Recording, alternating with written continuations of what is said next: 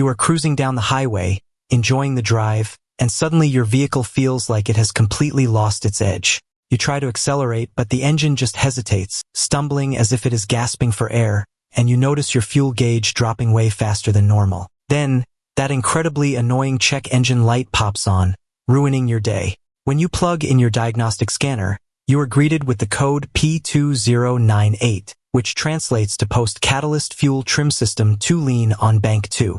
Now, what does that actually mean in plain English? Basically, your engine control module is constantly monitoring the exhaust gases using a team of oxygen sensors. The sensors in front of the catalytic converter adjust the real-time air-to-fuel ratio, while the downstream sensors act as strict emissions inspectors to ensure the catalytic converter is actually doing its job. Bank 2 simply refers to the side of your engine block that does not contain cylinder number 1. When the computer sees a persistent lean condition from that rear sensor, it means there is way too much oxygen and not nearly enough fuel in the exhaust stream exiting the converter. This is not just a simple sensor glitch. It is a major red flag that your engine's delicate breathing balance is completely thrown off. A lean condition is incredibly dangerous because it drastically raises combustion temperatures, which can cause severe engine misfires, engine knock, and can even melt your expensive catalytic converter until it glows cherry red. To track down the culprit, you have to think like a detective and look for anything that introduces unmetered air or restricts fuel delivery. Start by checking your fuel pressure because a dying fuel pump,